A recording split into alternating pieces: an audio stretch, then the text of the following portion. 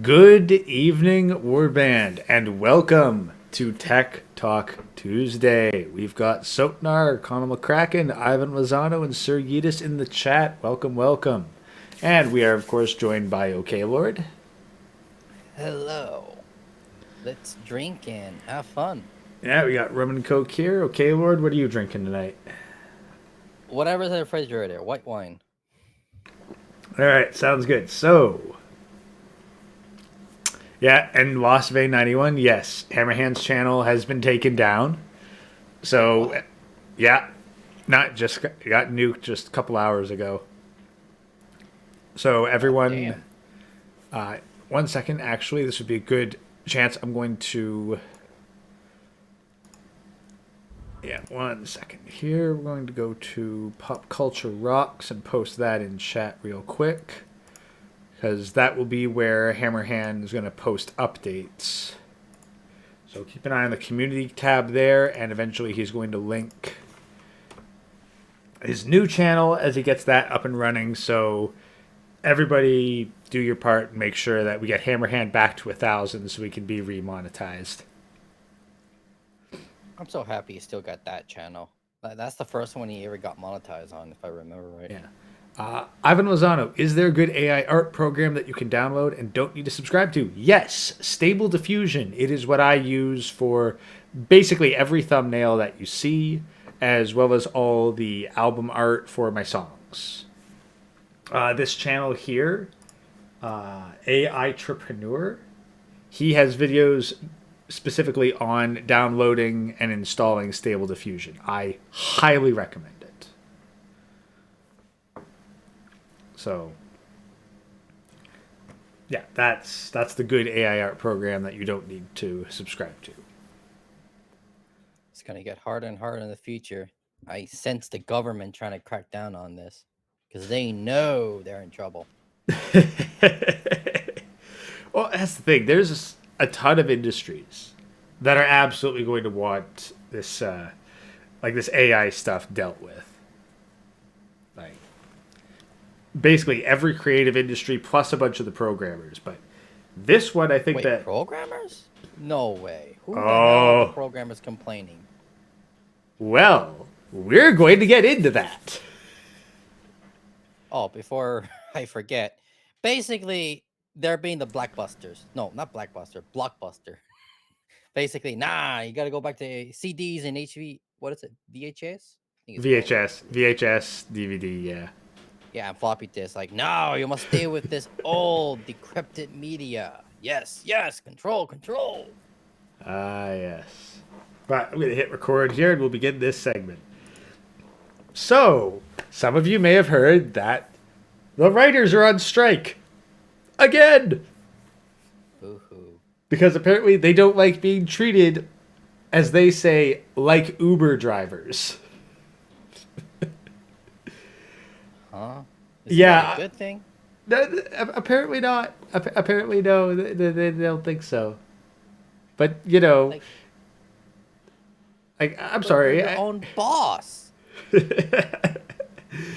Yeah, no. They want, I don't know, more, better.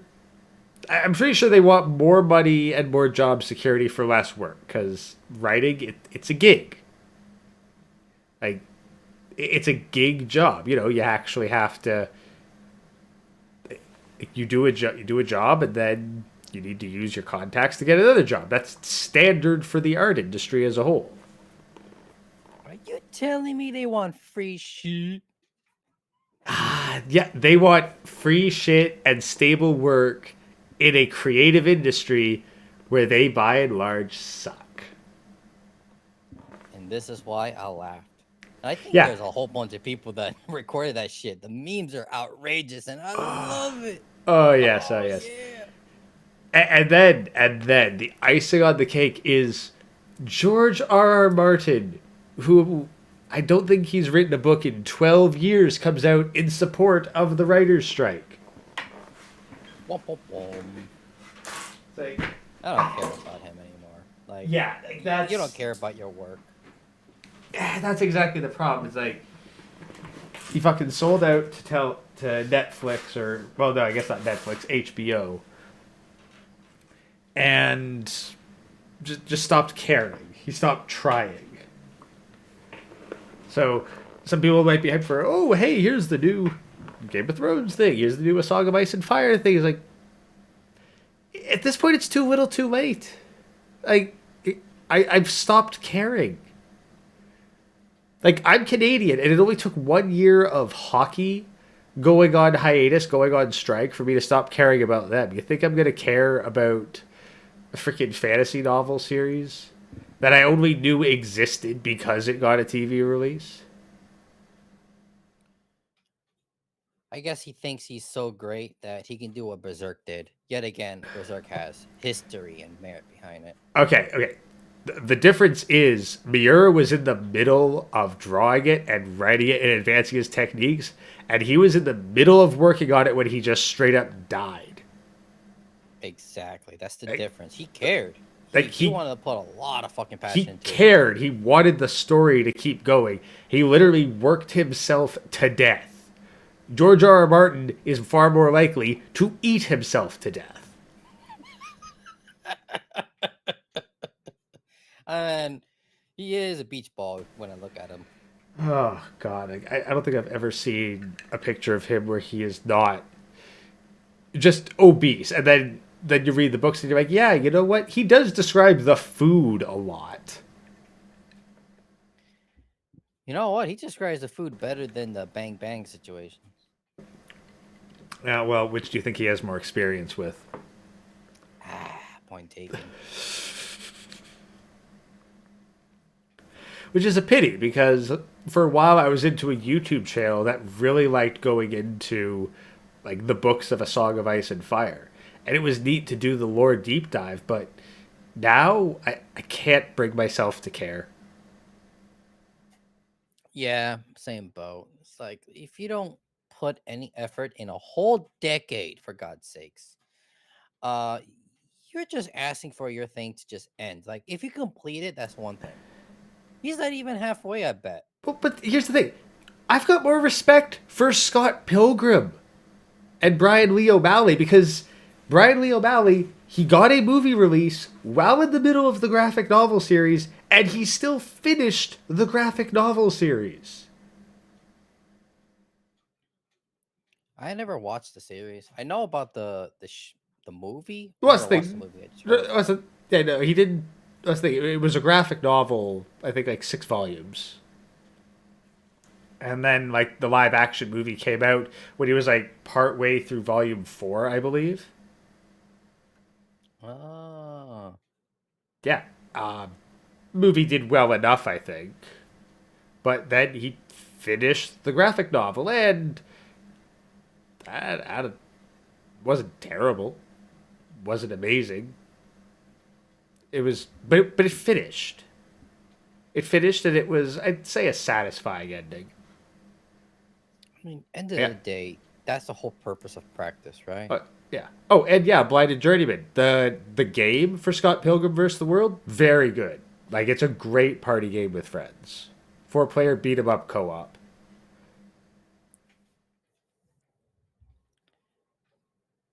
Wait, George R.R. Martin was in South Park? Probably. They make fun of everything in South Park. So I imagine, yeah, they probably did make fun of him in South Park. I mean, if you're fat, you're gonna get on South Park. That's my metric.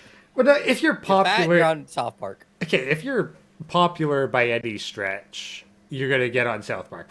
Andrew Tate got on South Park, or at the very least, white Andrew Tate got on South Park. I really hope that, I don't watch South Park anymore, unfortunately, but I really hope they put the Bugatti in there. You'd have so to funny. You'd have to probably just catch clips of the episode he was in. Oh, I can't wait to see my cousin. He loves Andrew Tate, and I make fun of him every time. And I haven't seen him in person for like 2 years. The second I see him, hello, Bugatti! I don't know, just say that. No. You got to get the clip of him claiming that he is smart for wanting to bag a tranny. You've got to get that clip. Oh, imagine I have like a recorder on my phone and just like constantly. Oh yeah, I'll bang any hole in the trans. No, no. Bugatti. Yeah, no, you gotta like find that clip. Find it. There's got to be like a couple seconds to summarize it, where you say like, "I'm on a whole other level," because I think it's more gay to bang an ugly, to bang an ugly woman than a hot dude. Oh, this is what happens when you have no standards. Like you don't have to bang every day No, or every week. who has time for that shit?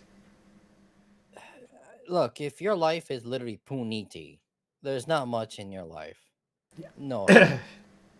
Yeah, like I got more than enough shit on the side. Plus, like I got this. I've got all the AI stuff, other warband rated stuff, and a hobby, a couple of hobbies on top of that.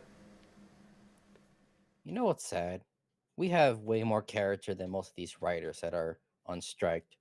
And heck, the AI we're about to talk to is the perfect replacement to such useless tools. Yeah, so we're gonna hop into this, and then maybe we'll do another segment on this clownfish video. But to summarize, yeah, an AI took the scripts of the first 6 Star Wars movies, and then wrote a trilogy based on those 6, and it was superior to what Disney put out. Does not surprise me. No, it does not. But yes, let's actually get into this. So, new MBT 7B story writer crushes GPT-4. Insane 65K plus tokens limit. Let us begin. Oh my god guys, finally, this is it. Open source has finally beaten GPT-4 thanks to the release of a very special model. Hello humans, my name is KO Overload and oh my god, I can't believe this. Like this is it. This is the beginning of the end for OpenAI because like 24 hours ago, we got the release of some incredible new open source LLM models. And even one model that surpasses what GPT-4 can do. This is really super exciting. So that being said, sit back, relax, enjoy your Sunday because tomorrow it's Monday and let's go. MTP7B. This is the name of a new series of models developed by a company called MosaicML. So what is exactly the MP7B model? Well, it is a brand new open source LLM model trained from scratch on 1 trillion tokens of text and code that is open source, available for commercial use, and matches the quality of the Llama 7 billion parameters model. And it Think about that. Open source, available for commercial use. Oh, such giggity. Which means that any one of us, right now, we could use this. But let's keep going. There's more. There's so much more. only took MosaicML 9.5 days with zero human intervention and around $200,000 to create this model. And the reason why it's so incredible is that a lot of our current LLM models are fine-tuned version of the Llama models, which is kinda like an illegal leaked model created by Facebook that is only really available for researchers and cannot be used for commercial use. However, now, thanks to MosaicML, we have a brand new set of models that has the same level of quality as the Llama models, but this time they are completely open source, meaning that anybody can use these models, fine-tune them however they want, and either release them to the public or use them to start a new company. And what's even more incredible is that we did not get only one model. No. We got 4 different models at the same time. We got the base MT7B model, the MTP7B model Instruct, the MTP7 model Chat, and of course, the best for last, the MTP7B Storywriter 65K. Now, what exactly are all of those models? What do they mean? Well, first of all, the base MTP7B model is exactly like the Llama 7B model, meaning that you can't really use it as is, you need to fine-tune it for specific use cases. And this is what the other models are. For example, the MTP7B Instruct is a model that was fine-tuned for short-form instructions, like for example, if you ask that model to convert the following information to the JSON format, it can do it very easily. The MTP7B There. So right there, coding. Did someone say magic? Magic. I Actually, that's actually a pretty useful feature right there. Just convert it to JSON. I mean, it's not that hard to do, but it's, it's a tool to make your job easier and faster. precisely like think if you have a whole bunch of data and just like, hey, I need to convert this to JSON. Like I'm pretty sure if you timed it, manually typing in all that information versus like copy pasting like the question instruction stuff into this new model, I'm pretty sure you'd save tons of time. Like this right here is posed to save hours in the tech industry. Uh, if it's done like 10 times, yes. Like, this wouldn't take too long for me to, like, maybe in 5 or 10 minutes make a function, and then it'll do the work for me as I automate it. But you're correct. Why do that 10 minutes when I can do it in 10 seconds of just writing it right there? Literally 10 seconds versus 10 minutes. That's even more significant. Yeah, that's so just bit by bit, like every little thing. Because like maybe the average person can figure out like 1,258 plus 3,192. Like sure, maybe they can do that pretty fast, but a calculator speeds that up by probably 30 seconds to a minute. I mean, it's a tool. Like, yeah, you got some geniuses that don't need a calculator. They exist, but when you have a tool that equalifies the playing field, then why not? Like, But for the, example, this is why I keep saying the joke. The reason why I'm a programmer is because I'm bad at math. That's the thing. Like, think about everyone who works in data entry right now. Just give them this, and I'm willing to bet that they're going to get their work done in half the time. Yeah. And I wouldn't be surprised that people are going to think, oh my God, that means there's going to be hiring less people. No, they're going to hire more people. Why? Because this is exactly what happened many years ago when they started doing QuickBooks and all these things. Like, I look up the history of QuickBooks, and that's because I'm trying to learn accounting myself because it's a good backup job. And when QuickBooks came out, a lot of accountants got fired, especially bookkeepers. Bookkeepers in the past, like real bookkeepers that did everything manually, got laid off because QuickBooks replaced them. But guess what? Now you can afford just one or two accountants, have some clerks manage the QuickBooks. And now what happens is that more accountants are available to small and medium sized businesses. So the pool for more accountants got bigger. And right now we have such a big shortage of accountants and especially bookkeepers. Not the traditional bookkeepers, like the new ones where you just manage any mistakes to AI or whatever automation they have. Like they pay good money, 35 to heck, I seen even 50 an hour remote for bookkeeping. Yeah, I gotta get learning that. I do Oh, you need to really get think. on it pronto because in the next few years, that will be automated too. Like it's going to be exactly like we said last stream.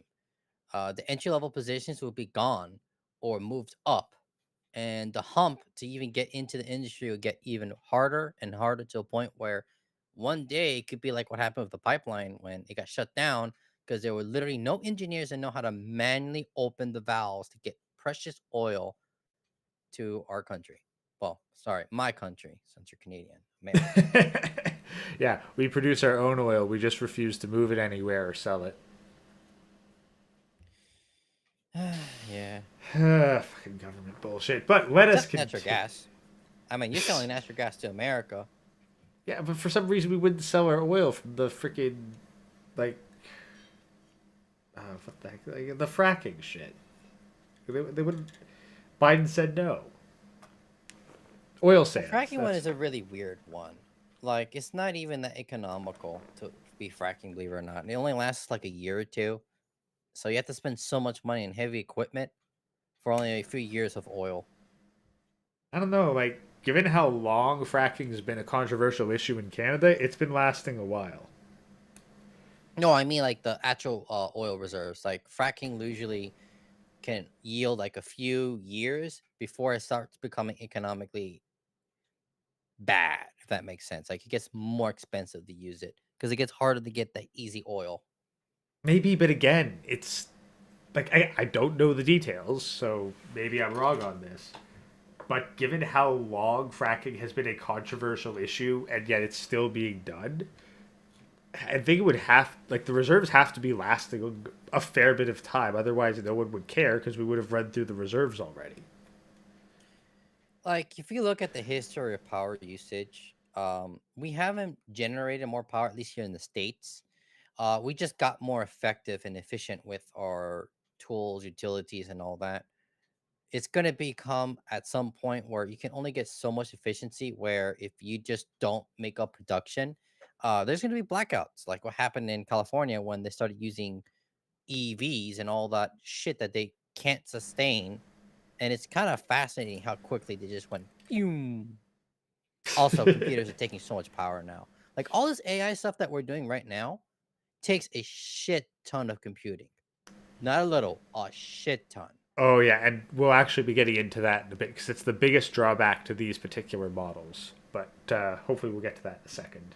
Following information to the JSON format, it can do it very easily. The MTP7B chat is the type of model that you're most familiar with because it is a chatbot-like model just like ChatGPT, so you can have a conversation, asking questions, and use it for a bunch of different applications, exactly like ChatGPT or the current LLM models that you're using right now. But then we have the last, very special, pretty revolutionary model, the MTP7B Storywriter 65K, which is a model that was originally designed to read and write stories and that has a context length of more than 65,000 tokens, which can actually go as much as 84,000 tokens. Now for those of you who don't know what tokens are, I've already explained this in a previous video, but tokens are kinda like pieces of text that language models use to understand and create new text, which can be like words, phrases, or even single letters, and LLMs use those tokens to process and generate text in a way that makes sense to humans. But tokens are also kind of like the memory of the different LLMs. Like this is the amount of information that each LLM can process at one time, meaning that the more tokens your LLM can process at one time, the more information it can incorporate and extrapolate. And most local LLM models that you use today have all a context length of around 2000 tokens. GPT-4, for example, the one you use in your browser, have a context length of around 8000 tokens. Now the full complete version of the GPT-4 model is around 32,000 tokens, which I think is still not available to the public. However,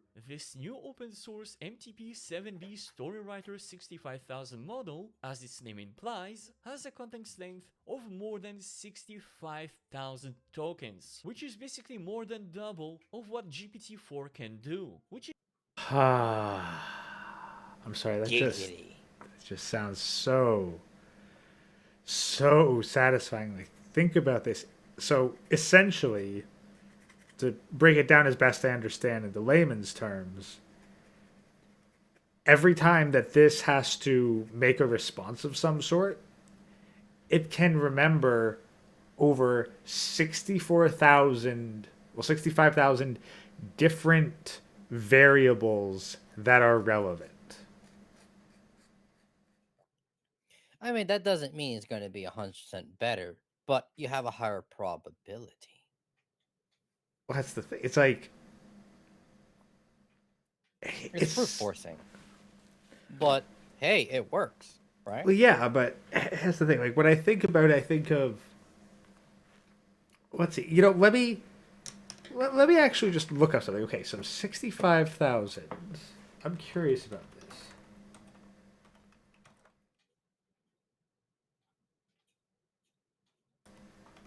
All right.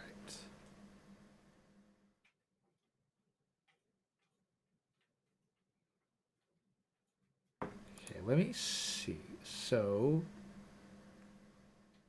okay, so this thing, they said it was up to 84,000, right?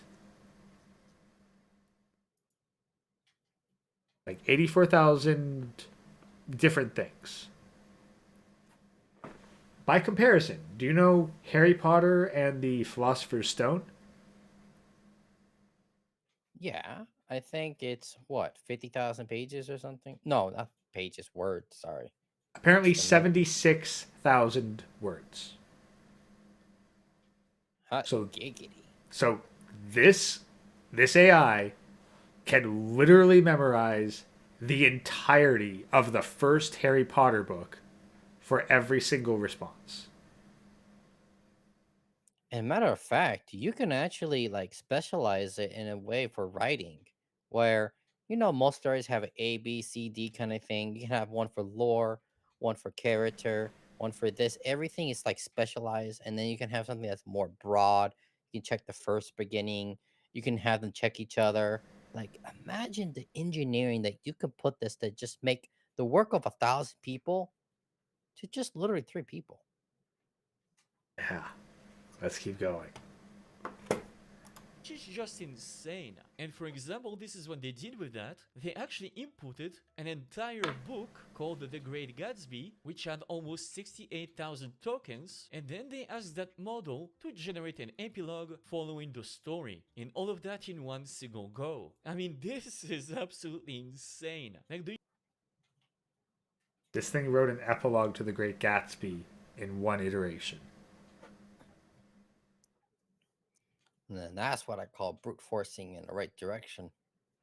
So, like, that's the thing. So, as we were talking earlier, I'm thinking this, this could write the next, like, the final 2 books of A Song of Ice and Fire. Man, just imagine how butt sore Martin would be. It's like, how dare you, that's my IP. I don't know. The AI's changed all the names to like, I don't know, that rhyme each other and stuff. No, no, it's just This is fan like Game fiction. of Thrones. That's the thing. Like, we Yeah. don't sell it. You just read it for free. It's just fan fiction. Oh, imagine that. There's so many iterations of like the timeline. You know how there's like usually multiverses? Like you can easily Yeah. make a multiverse with this. Well, that I'm just thinking like very simple. It's like, hey, yeah. So we had AI write fan fiction to finish the next 2 volumes of A Song of Ice and Fire, and we conveniently put it into EPUB and PDF format. Released it for free. Yep. Yeah, I mean, you can try, copywriting it, but I don't know. Russia seems to be pretty good at keeping that stuff safe. Like it's fan fiction. Like sure, they're Yeah. George R. R. Martin's characters. Like what's he gonna do? Sue everyone who's written like, A Song of Ice and Fire, or Game of Thrones fan fiction? I mean, he's not even protecting the copyrights of it. When is the last time he produced anything of it? Apparently, like 12 years ago or so. Yeah, if he were to go to court, and this is the reason why Nintendo is so strict with the trademark, though granted, they are way too zealous with it. Is because if you don't make any new content from what you build and you don't defend it properly over the years, yeah, someone can literally take the trademark of it. And it has Oh, happened multiple times in history. that's the thing. I'm not even thinking that. I'm just thinking, put out the next 2 books of A Song of Ice and Fire, and then be like, all right, George, we finished your series for you. So, do you think you can do better? Because either A, he's not going to care, and then the fans will just, get their conclusion. I And mean, the only then, thing he's gonna do better is the detail about the food. That's about it, really. okay, let's be honest. The AI is probably going to do that better too. I don't know. When you see someone that big, you know they're passionate, man. Yeah, but do you really think that he can write more about? Okay, here's the thing though, speed. I'm willing to bet that this could write a fucking recipe book for A Song of Ice and Fire faster than George R. R. Martin could. Well, look, man, if you're gonna say that, then of course. But I'm talking about his quality food details. That may take another 20 years for him to write. He'll die of a heart attack by that point, so I'm not terribly concerned. I have a point. All right, then fine. 10 years and it's only a quarter done. So, but then think about this: like you combine that, I'm working on this myself. You combine this story writing with AI generated music and AI generated images and AI generated voices to read all the parts of the story.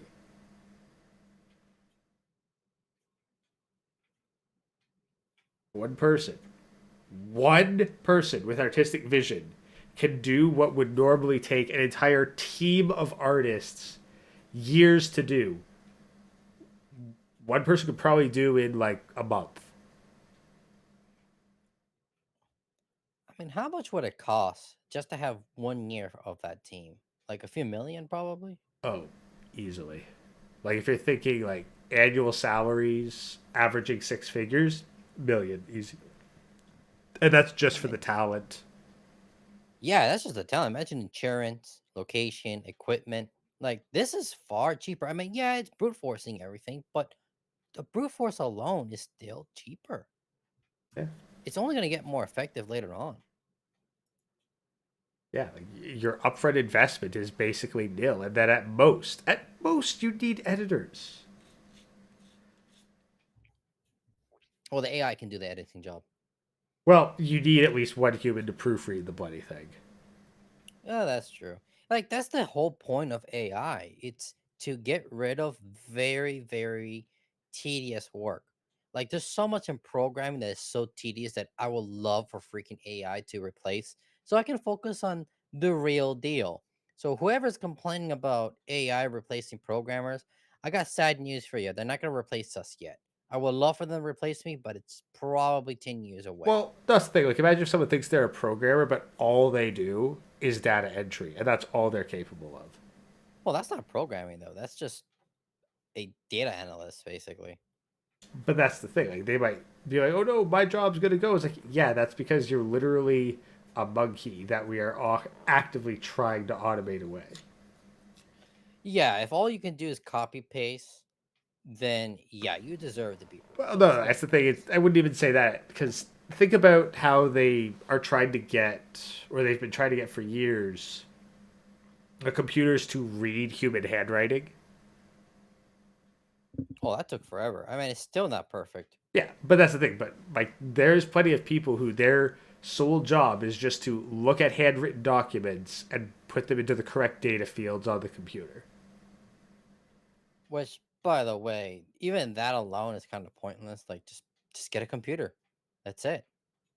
Well, there's plenty of like physical documents that haven't been input into computer systems, so it's just a lot of tedious, busy work that needs to be done. Oh, god damn, we still have a whole bunch of documents that still need to be digitized. Oh God God, damn. yeah, no, like government bureaucracy from years ago, yeah. Well, yeah, and I mean, there's no point really. The documents that they're gonna record anyway is useless, and the stuff that should be recorded is hidden. That is true. That is very true. Yeah, it's just you know what? It's just bureaucracy bullshit. That's really it. Really, no one cares except the good shit. But let us continue.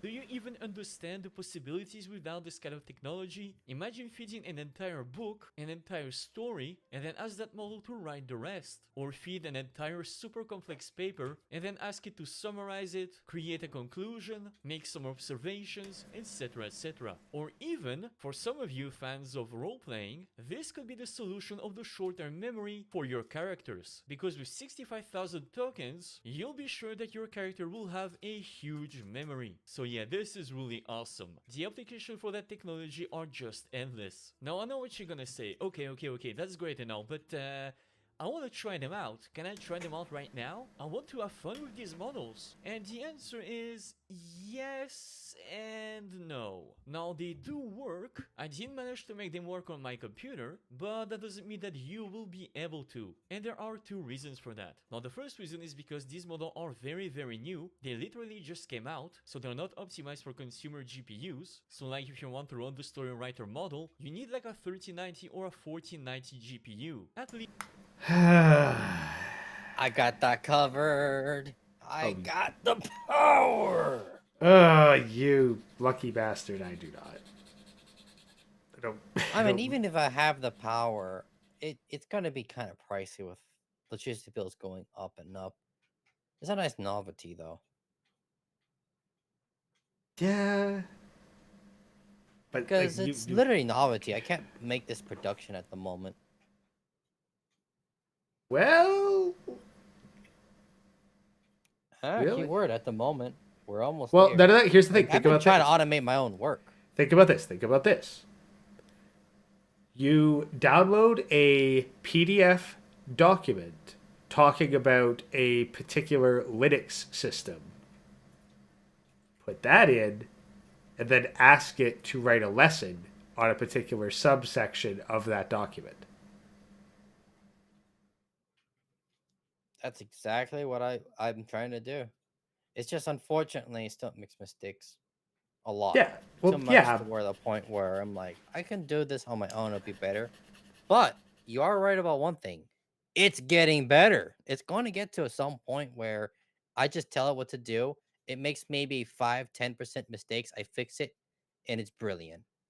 That's the thing. Like, it's the point would be it would be faster because it's way faster to just edit a first draft than it is to write a first draft and then edit. Depends.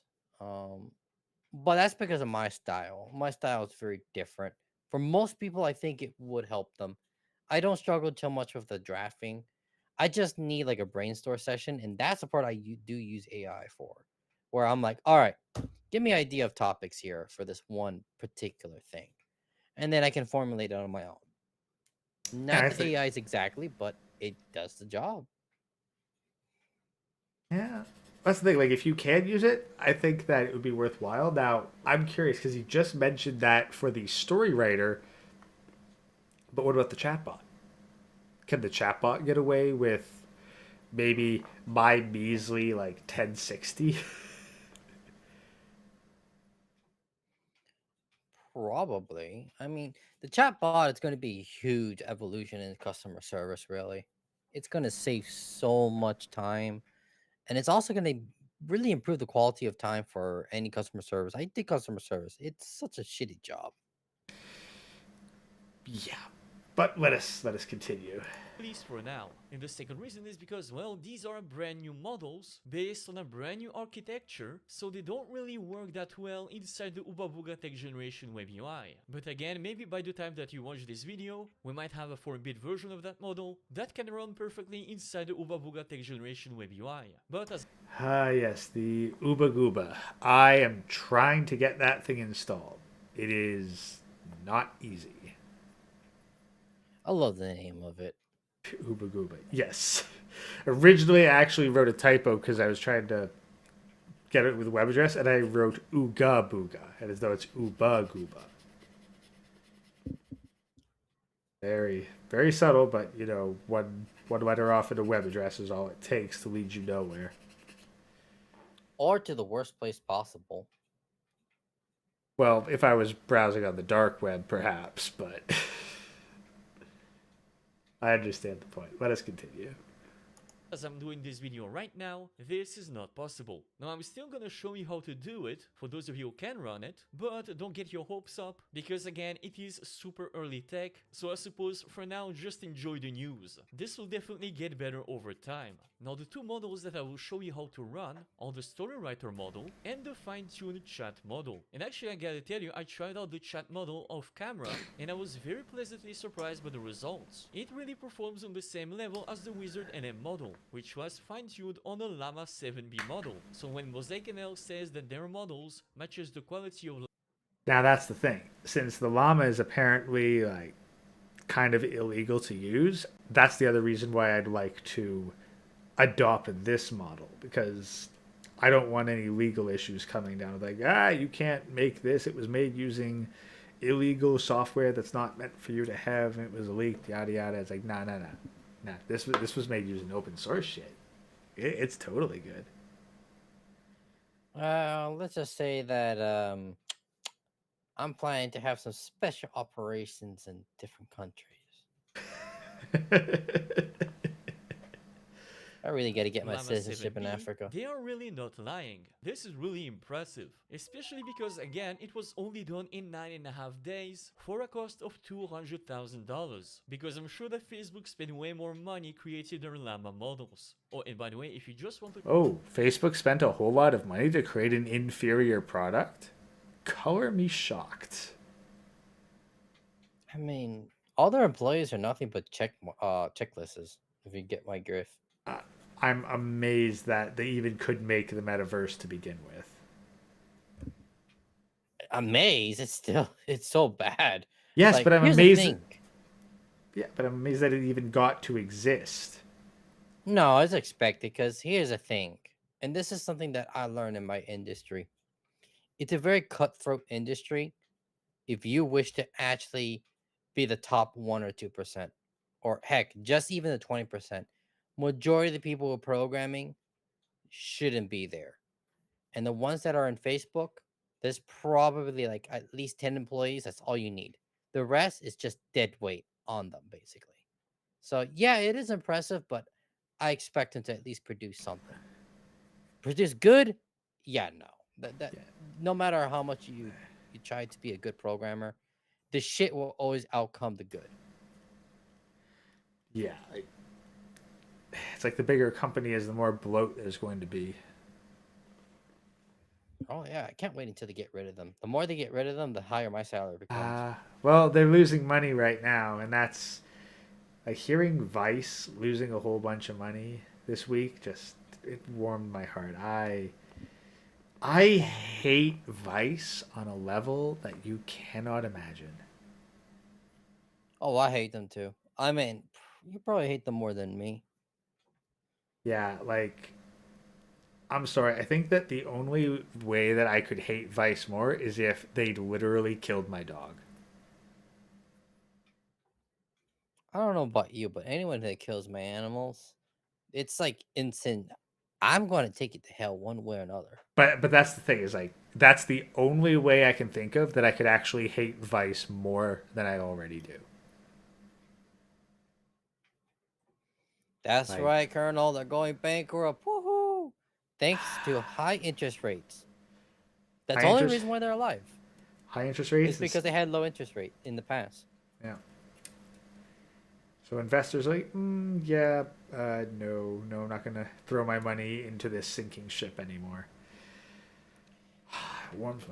It warms my cold, ghostly ectoplasmic heart.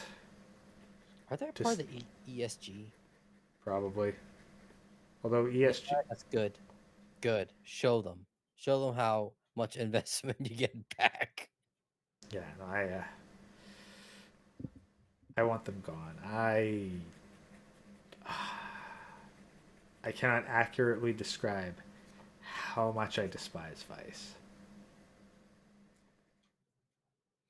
They've done the closest thing that they could that would be deemed possible to actually murdering a loved one.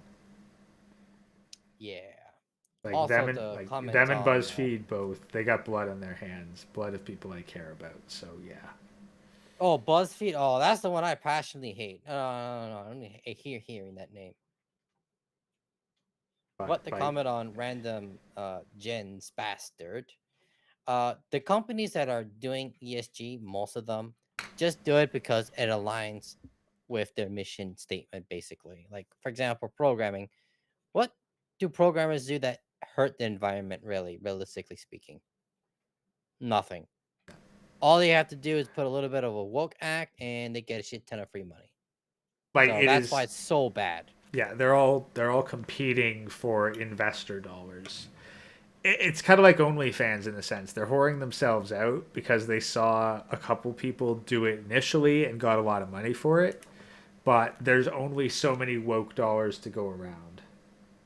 Like, if programming was dirty as oil, trust me, the industry wouldn't be as it is what it is right now.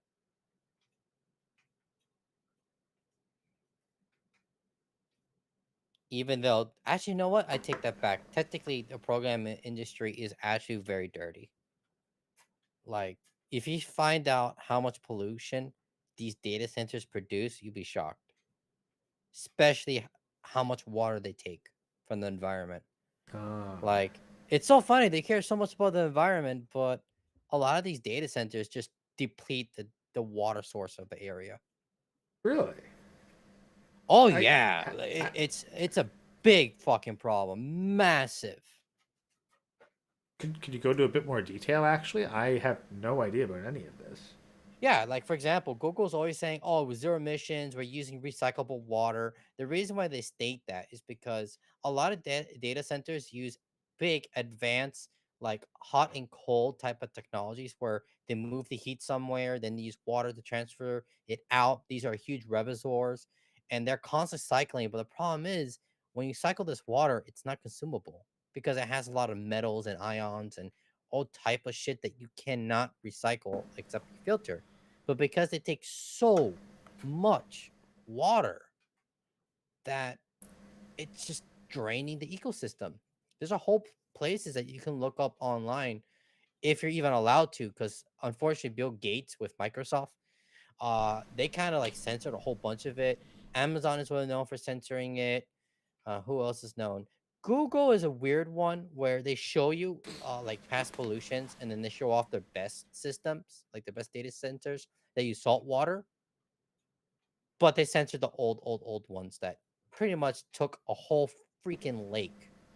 Like, yeah, no, if you think data centers are economic, they're not. They literally destroy the ecosystem that they're around just to Making keep. Sorry, go ahead. that just makes all the more argument for working from home being better for the environment. Yeah, but here's the really weird thing. Most of these data centers are not running data. They're running AIs. I'm being dead serious. This is like 10 years ago. What we're seeing today is the labor of all these massive companies trying to produce these AI models that we see today. Huh. Yeah, no, I can't find those articles anymore. They're scrubbing the hell out of those. But if you can find that, you'd be shocked that they wasted so much energy to produce what we have today. And most of the stuff that Google, Amazon, Microsoft are actually processing, it's mostly AI shit. Either bots scrubbing or actual AI that we're talking about right now. Really? And yeah, Random Z, they were extremely inefficient. Like what we have right now is already inefficient. Imagine even more so somehow. Well, that's the thing. Like this right here, it's considered inefficient by modern standards, but it only needs like one GPU. Imagine needing like a data center's worth of GPUs. Like 5. desktops upon desktops upon desktops with nothing but GPUs.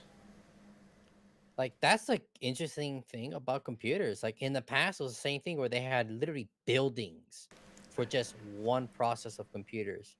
And now today you can literally have it in your pocket. Funnily enough, like that was the thing. Back in the day, one of the first computers, it actually got an error because a moth got stuck in the hardware. And that was the first known case of a bug in the machine.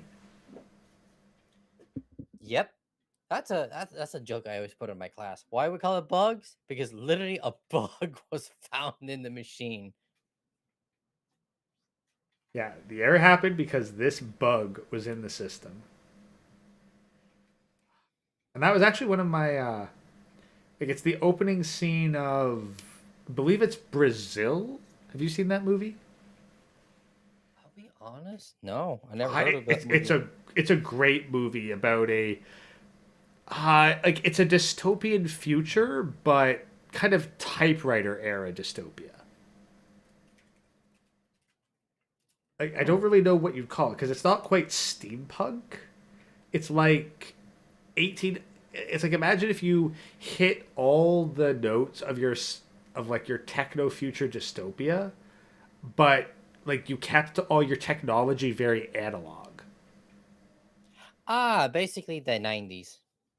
Yes, and I believe it was either a 90s or early 2000s movie.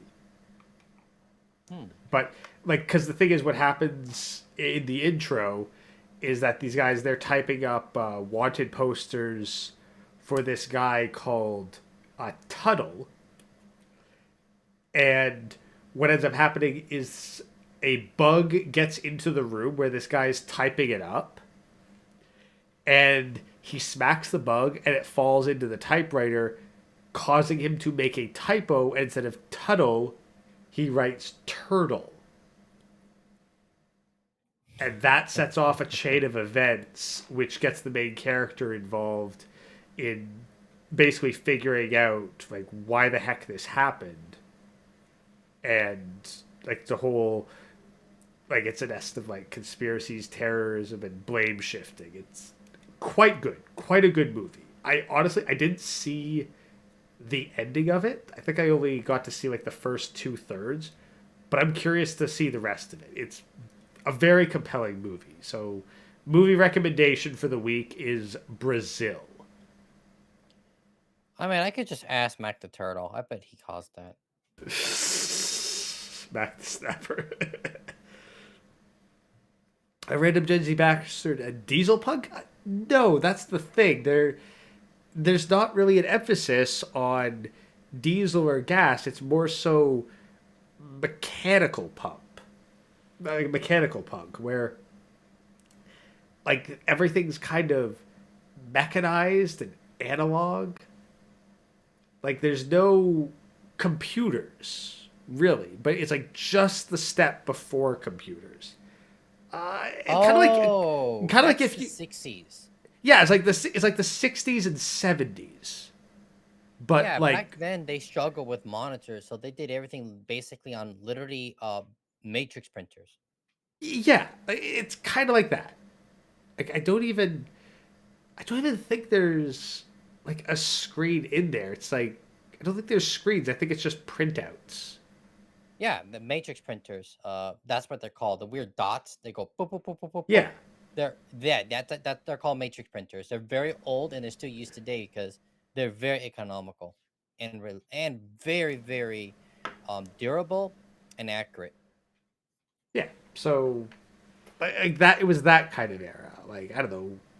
I guess Matrix punk doesn't make any sense, but it's like yeah, like analog typewriter punk.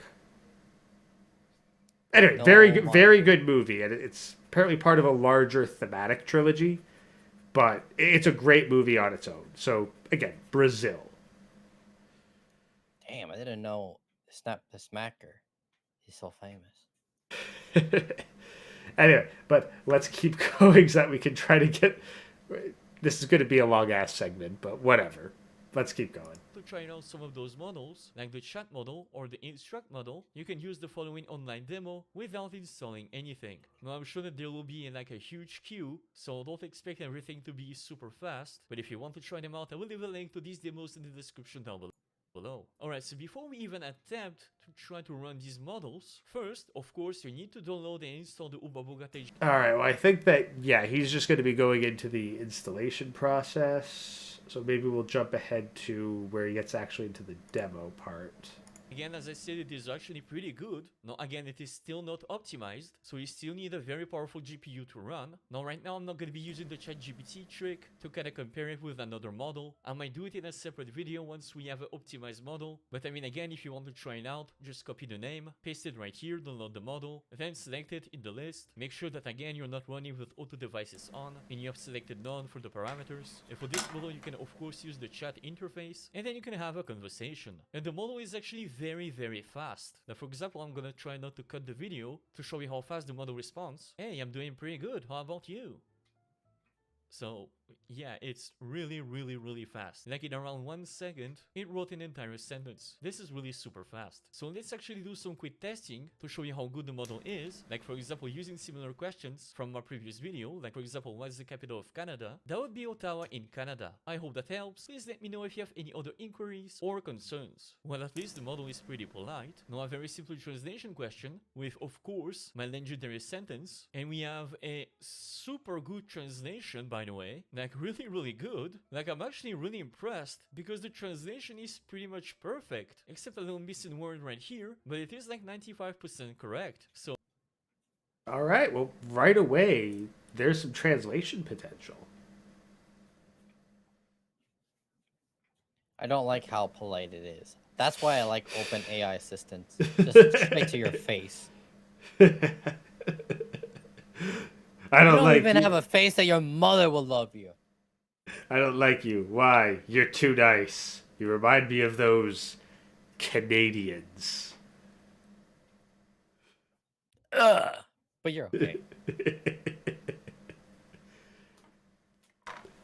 Let's keep going. So really, really good. So how about a small math question? Solve this equation, 2y plus 10 equals 20. And we actually got a good answer. My god, what is going on? Is this the new 7B King? Like as of right now, it is doing better than Wizard LM, so I'm really super impressed. So the next question, write me the code for an HTML page with a button that when pressed changes the background to a random color, which give me something like this, but I want Ooh, okay. Let me actually increase the resolution here, and you can let me know how accurate this is. 1080p, baby. Alright, let me see. Alright, let me take a look here. Alright. Write me a code for an HTML page with a button that when pressed changes the background to a random color. All right. Button on click background. All right. So it's not really button, kind of, but whatever, it works. Click on me to change the background. Okay. I don't see where it's formatted. So I guess it's going to be in the middle. There's your script. Doesn't tell me what kind of script it is. So I'm going to assume it's JavaScript. Looking at the variables. Simple. Colors with math.floor. Then you're going to round it off to the random. Yep, makes sense. Color length, sure, whatever. Then you're selecting the body amount. Yep, that should technically work. So this I thing don't see just wrote too many code. issues. Yeah, I mean, it's super basic to be honest. But It's hey, super. this is Super. exactly what a lot of like people who don't know what they're doing and just copy paste shit would just copy paste something like this. So let's see if it does anything with it. it in an HTML page. So if I ask See. Ooh, actually, interesting question. So Ivan Lozano, great. Where do I draw the line between analog and digital? Integrated circuits, digital software, first and zeros. Yes. I draw the line at electronic transmission for analog versus digital. I'm a little bit different with that. Well, Well, where would you put it? Because I'd think like a typewriter analog, a keyboard digital. So for me, I go based on literally the most low level possible. Digital is usually described as zeros and ones. It doesn't matter if you get like zero 0.4 or 0.6. What matters is that how is the system going to generate it as a zero or one? Because the truth is, everything's analog. What degree do you accept that it becomes what it is? Digital is absolute. It's either one or zero. There is no between. Versus analog, where there are variants, there are float points. It's okay to get a decimal or a fraction, where it's close enough and it's going to do something based on that gradient. That's where I define the line. If it were to go low level, Yeah, I guess I'm more so kind of think of the aesthetics like a typewriter. Like you press the key, it that's mechanical. yeah, like mechanical. I think analog very much something like you can touch. Like if you can physically reach into the machine and touch all the moving components of it, I think of it as analog. Whereas digital, Oh, I'm very different. Very different. yeah, like that's like again, that's me like describing it very much as like, whereas like a keyboard, like you press the key down and it fires off an electrical impulse, which then travels through a bunch of wires and a whole bunch of other electronic stuff. Like I can't get in there and physically mess with that kind of stuff. Well, technically, that is analog because the signal is going to be a gradient.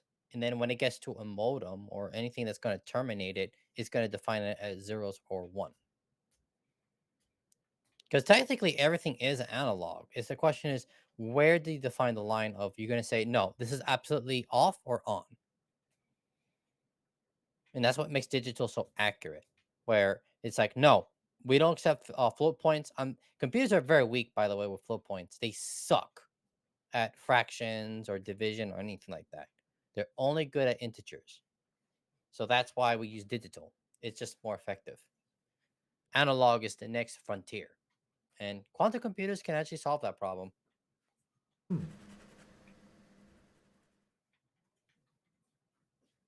Hmm.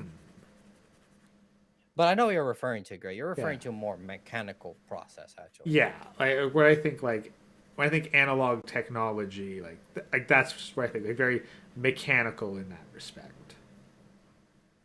I mean, Like technically, it's still analog if you think about it, because with mechanical stuff, it is analog because it has to basically have like a wavelength, and that wavelength has to be translated to the computer somehow. yeah, so like you're probably more accurate in terms of the literal definition. I just kind of go by a classification of the text. So like when I say like something's more analog than like the steampunk in the case of Brazil, it's because it's all mechanical with like typewriters and zip lines and like boilers, like that kind of stuff. Like it's like you It's more act. steampunk, to be honest. But the type of steampunk where it's not just purely like steam and you get this type of mechanical push. No, it's more like this pushes in a very particular way where it actually has some kind of outcome to it Yeah, it's like that is maybe small yet kind of computerized. like that's the thing. Like steampunk, I always picture as like being kind of a pre-industrial revolution sort of thing where everything's still handcrafted. Brazil was like post-industrial revolution steampunk, where everything's like standardized, and that's what creates the dystopia. But it still has that physicality of steampunk. Mm. I gotta watch the movie when I have time. I again highly recommend it. It's honestly probably very relevant today. So yeah, just great movie. But All right, I'll be right back. I gotta get something done. okay, yeah, we'll wrap see how much we can wrap this up here because it's only 2 more minutes in the video. Run the code for a full HTML page, and we got this, which, oh my god, wait a second, I'm gonna select this code, then I'm gonna edit the HTML page, paste the code, save the file, and now if I run it, I get something like this, with a button, and if I press on it, oh my god. Guys, I remember when I made the video about the 7 billion parameter king?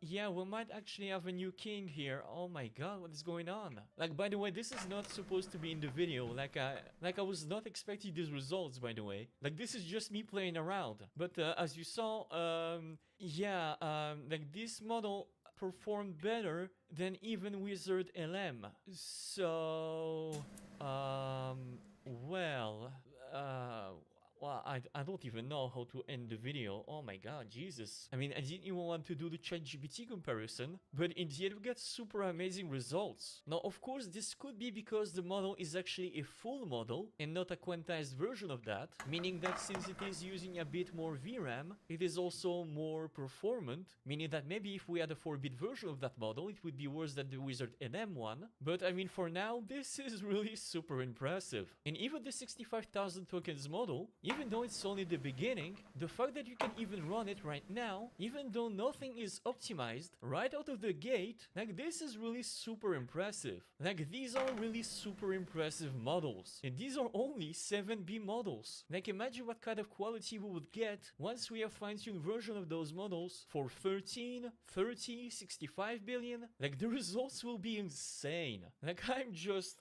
I don't know, I don't even know what to say. This is really a revolution. I'm really super excited for the future. So yeah, I think I'm gonna stop the video here. I'm really super impressed. I cannot wait for the futures of these models. And even the models that we got right now, that you could try right now on your computer, these models are really super impressive. And I just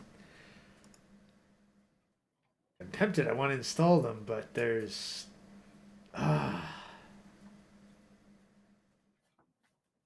just I just don't think that like my computer can handle. Like maybe I could handle one of the chat models. I don't know. Never Give it enough time. time. Yeah, that's the thing. I'm being impatient. Like I'm trying to install Pygmalion right now, but I'll be doing bug fixing after the tech talk's over. So just end the segment Like, here for now. yeah. Like, think about a lot of the AI that we see nowadays. Like, I wouldn't worry too much, as it's gonna take a long time, and I'm pretty sure there's gonna be a new paradigm shift. That's gonna be the true breakthrough, where everything's just gonna change so dramatically. Yeah, but I think I'd like to expand into kind of like short story stuff. Like I'd like to be able to put some prompts in, have it put up a short story, go through it, do some editing to clean up the rough edges, or just iterate a few times, and then like put out like a weekly short story, like with maybe to start off a singular voice actor. Yeah, I mean, that's what AI is gonna be good at. Like, we saw that already with the Star Wars meme. Like, oh my god, the Darth Vader one with Walmart. Oh, that was so good. Yeah, like Darth Vader Walmart, but I'm thinking like again, like something that could reasonably make like weekly content to queue up. Like kind of the same as I have the songs as daily content.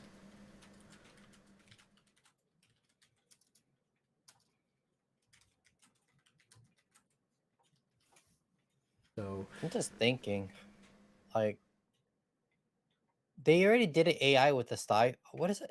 It's not Friends. It's the one that starts with S, and it was on Twitch, and they got banned for making a tranny joke.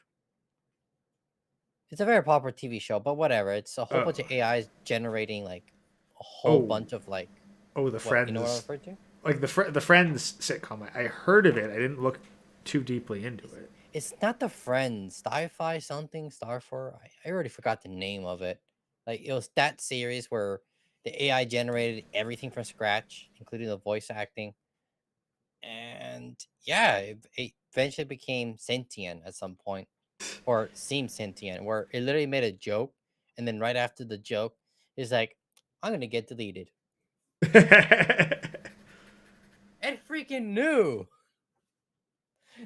It's like it's too coincidental for it to have done that. It's like you have billions and billions of possible like scenes, and that scene has never been repeated, and it just by coincidence made one joke that it was so spicy.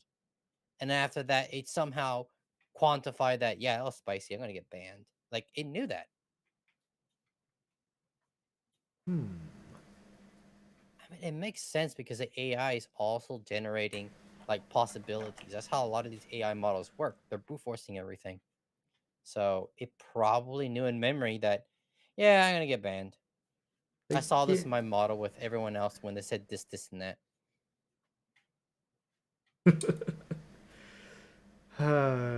And now all we need is like one of them to like sing Daisy, Daisy, give me your answer true.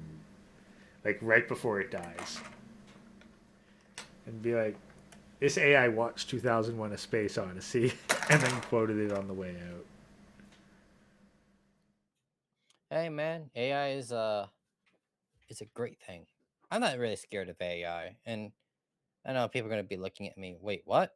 How can you not? That's gonna replace you. Like, man, I wanted to replace me. I hate my job. Yeah.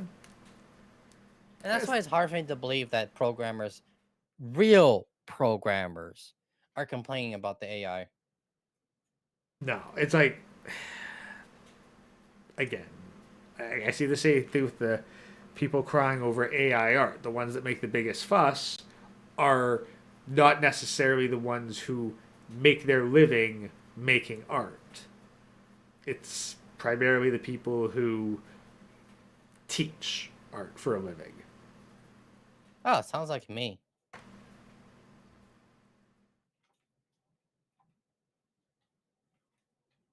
That's the thing. It's like these people, like they see their bread and butter up and disappearing. Man, I'd be happy they replace me. Like, you think I want to keep teaching programming Yeah, and but the then thing try to is, teach someone how to turn on a computer? Like, sir, you do realize we're in a programming class where you have to learn about these variables and these concepts and oh, like logarithm. And the guy's like, "How do you turn this on?" have you tried Teach it, working teach the it. shaft? No, no, no. I did that. It did not work. Now it's sticky. Like I got horror stories, man. So many horror stories when I was teaching the minorities, as we will call them in my company. Oh, so funny. You ever watch the British sitcom The IT Crowd? I heard about it. A lot of my students tell me I'm like the black guy. Eh, like I don't know. Nah, I think that you're too functional for that. I'd honestly categorize you more as the jaded white guy. Like, have you ever picked up the phone and gone, "Hello, IT. Have you tried turning it off and on again?" Yeah, that sounds like my personality when I don't have to fake it. Yeah, it's like, "Hi, IT. Have you tried turning it off and on again?" Well, are you sure that it's plugged in? Actually, I had that on my class one time where the guy's like, I'm gonna be a little late for class. I can't turn it on the computer. Do you try the button? Yeah, it didn't work. Did you check to see if it's connected? No, obviously connected. Well, double check because if you don't see lights, that means there's no power. Check your breakers. I'm trying to like try to get the class going on while I'm telling them, check your breakers. And like, oh, I noticed it's unplugged. Yep. Yep. It's happened to me at least 8 times.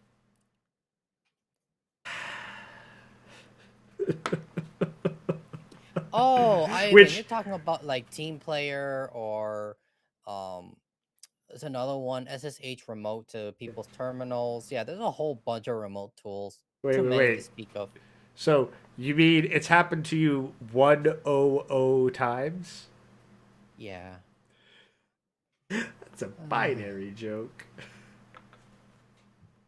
Yes. Look, there's only so much I can handle someone when I tell them, can you please click on the tabbed key? And they're like, I don't know where tab is. And I'm just like showing on the keyboard, like images. And then after 30 minutes, oh, I found it. I'm like, no shit, you fucking found it. It's been there the whole time. No, now, oh god, you ever see Cloudy with a Chance of Meatballs? No, but if you can beat this one that I'm about to say, can you spell historical? No. I spell it out, and then right when I'm about to finish with the last 3 letters, she's like, "Oh, historical! I know that word. Can you beat that?" Uh, the thing is, in Cloudy with a Chance of Meatballs, uh, so the dude who's like one of those like genius scientists, he's going up into the giant machine in order to shut it off, and so he calls up his dad and says, "Hey, Dad, I need you to do me a favor." And the dad's been like trying to earn his son's respect for the whole movie. So he's like, "Yeah, son, I can do whatever you need." He's like, "Okay, I need you to go to my computer and send me an email with an attached file." Oh God, no, no.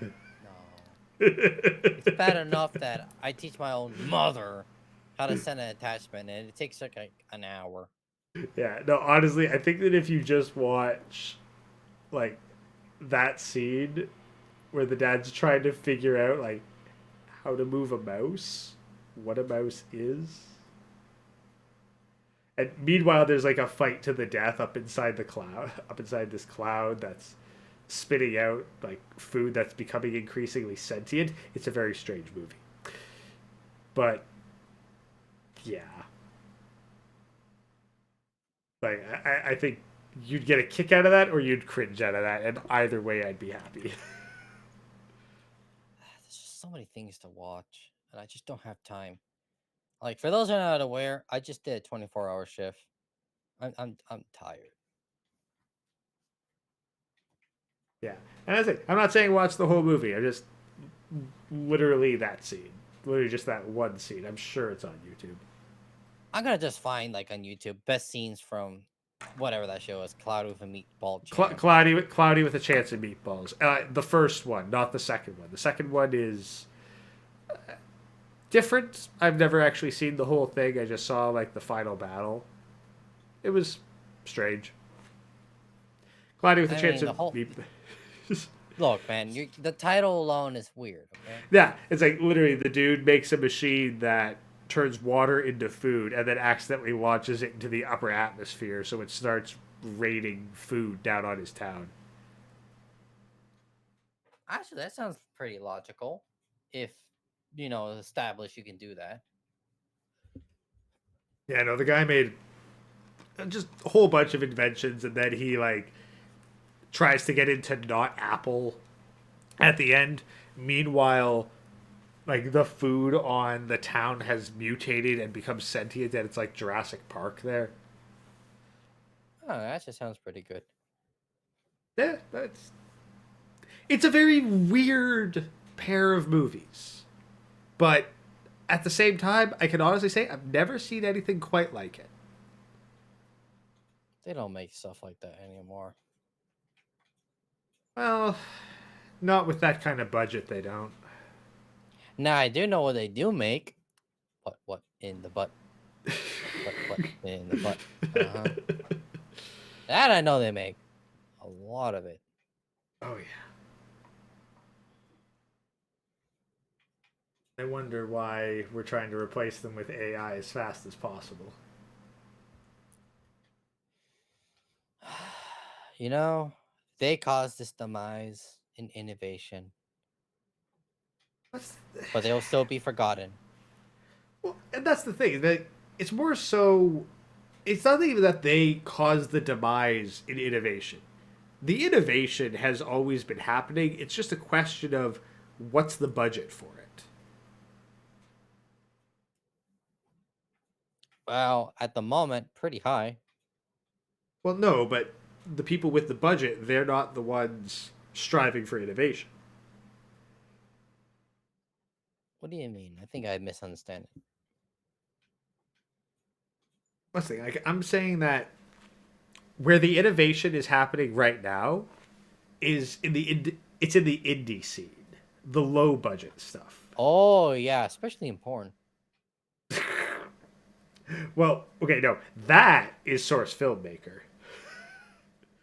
You know what? It's both of them. They're like, yeah, we all agree on this. Yeah, yeah, no, no, I'm definitely with you there. Like, there's plenty of innovation in that particular field, but I'm telling you, that's why AI has like blew up with a lot of like AR art. It's just people like, I want my waifu. I shall die to make my waifu infinite. yeah, and I mean, why not? Yeah, why not? Like the community that I'm part of, they're like super crazy with like their waifus. I'm like, okay. I can understand like some of it, but yeah. Um you can go marry your whatever that thing is with the weird green and reddish hair. Whatever that thing is. Okay, look, if all they have is green and reddish hair, like, come on, man, like, no tentacles. Actually, there's one person that really likes Krakens. They Like like that. a lot. They like that crissy. Oh yeah. Those beaks. Yeah, nah, it's like there are whole new and undiscovered fetishes you don't realize exist until you stumble into a weird corner of the internet. Oh no, I heard enough already. Like just mentioning this is already enough. Giraffe giraffe tongue insertion porn. Well, I mean, like, let's be honest. You see a tongue that long, you know that someone's going to sexualize that. Yeah, and it's spiky. Yeah, I can Ugh. imagine. Although, I mean, honestly, although if we're going to say, like, what was the highest budget, original, innovative porn of, I believe, the last decade, do you know what comes to mind? No, I can't think of any, to be honest. Sausage Party. What is that? Okay, so you know how Toy Story is about sentient toys? Yeah. Sausage Party is that, but for food. Okay, and how is that sexual? Uh, because at the end of the movie, well, okay, like so. First off, the food, think like basically thinks that being bought by a human in the grocery store is going to heaven in the afterlife. And then there's like an R-rated scene of the food being prepared, and it's basically everything is being, prepared, butchered, like slaughtered. It's basically like an R-rated murder fest scene without any of the actual guts because it's all food.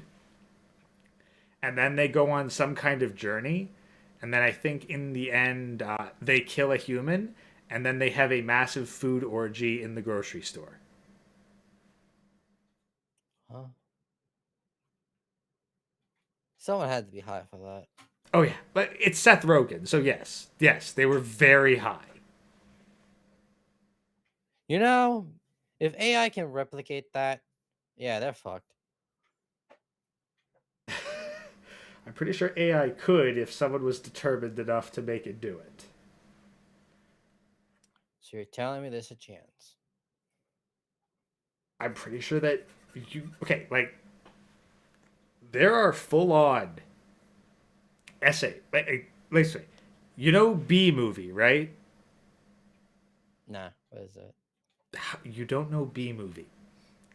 Look, Okay. I live under a rock and mostly in Apparently, Africa. What do you basically, expect? Seinfeld made a movie about a bee that falls in love with a human woman, a male bee.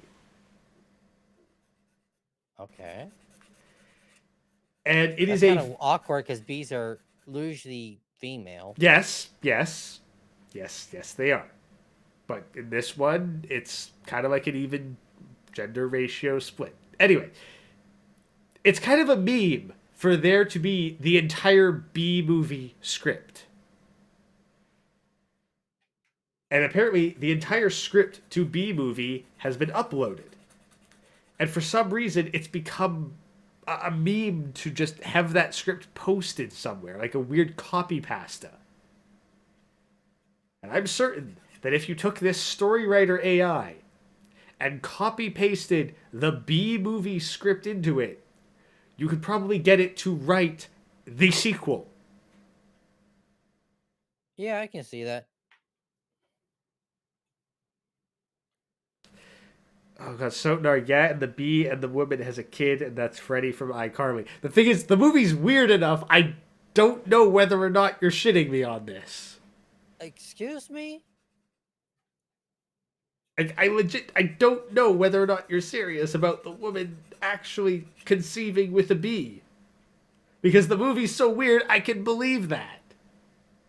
Like, this is a movie where, because of his relationship with a human woman, Barry B. Benson realizes that the humans are exploiting the bees for their honey, and they successfully sue the human race for all of its honey. Again, successfully sue the human race for all its honey, and so then the bees no longer need to pollinate, and all plant life on Earth dies. That doesn't make sense. This is a You movie know, where a male bee speaks to a human woman and basically cucks another dude. Dude gets cucked. Imagine getting cucked by a bee. No, and the even more hilarious thing, the voice actor for the dude is Brock Sampson from Venture Brothers. What? Seriously, like Oh. Brock Sampson, Joe Swanson. Joe Swanson gets cucked by a bee. Oh, I lost a lot of oxygen to my head right now. Give me a moment. It'd be a moment. But the quality of the puns in that movie, that actually might be in there. Oh, the dad jokes would be so holistically. Like, that's the thing, is like, I haven't seen the entire movie. I just kind of know the highlights and the plot points. So you can throw something like that out, and I'm like, you know what? There's a decent chance that is actually in the movie. Apparently, it's canon. Okay.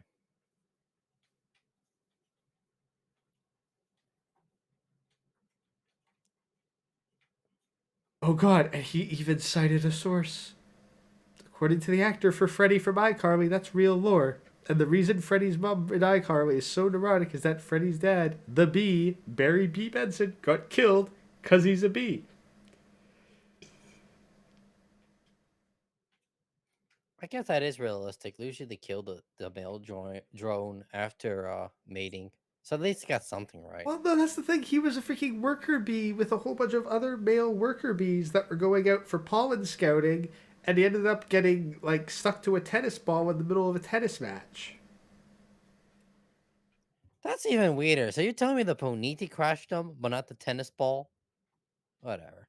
I guess the Poniti is mightier than the ball. I know, I'm willing to bet that he finally got killed by Joe Swanson, because Joe Swanson's trying to kill him throughout this movie because he's deathly allergic to bees.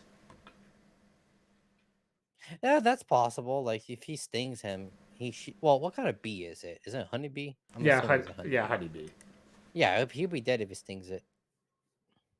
Well, no, that's the other thing, is that freaking Seinfeld bee's friend is part of the lawyer thing, and apparently he stings another lawyer during the trial arc of the movie, and somehow like ends up just hospitalized instead of dead from stinging the dude. Huh? You're telling me that he took off pretty much 40 to like maybe even 50% of his body weight and lived? Apparently, or should I say, apparent B. Yeah. Apparently. Freddy's full name in iCarly is Freddie Benson. It is canon, I guess, in fucking Disney lore, that at one point a bee had relations with a woman and gave birth to a human male. I assume some monster from like Cthulhu. But no, it's just Freddy.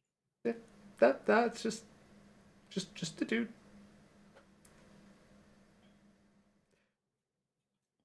Just a dude.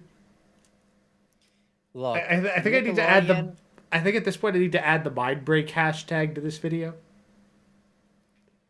Yeah, and also Nickelodeon is well known for their feet lore, unfortunately. Wait, what? Wait, Yeah, what? no, it's a real thing. You don't want to know. Wait, no. Who? I didn't even hear. Wait, what is known for their feet lore? Yeah, Nickelodeon is well known for the feet lore. Lore about people's feet. I keep missing that name. What? Feet? What is known? Yeah. Nickelodeon. No, Nick. Like Nick. Nickelodeon. Yeah, I can't pronounce them. They have weird Oh names. god, Yeah. I thought it was like Nickeloid. I was like, wait, is that some weird Elvish shit? No, it's just my no. speech impairment. Nickelodeon. The Nick word. Yeah. Nickelodeon is known for their Yes. foot lore. Okay, Yes. that Extensively. doesn't even surprise me. Yep, he said the name right there. Dan Scheider. Dan Schneider. Yeah. So I guess we got to ask, like, who's got the bigger foot fetish, Dan Schneider or Quentin Tarantino? That is to be decided. Oh god, yep. Gotta add the mind break hashtag to this one. I love how after AI talk, we always get to the weird parts of the internet and I conversation. mean, Jesus. Well, that's the thing. We got 25 minutes. My glass is empty. I am adding another bunch of ice cubes and more rum and coke to this, and then we could try just jumping into like a non-segment just to kind of ramble for the next little bit, because I assume that at the 2 hour mark you're gonna have to bounce, right? They haven't requested me. But yeah, I guess we can talk about like how is AI affecting my work.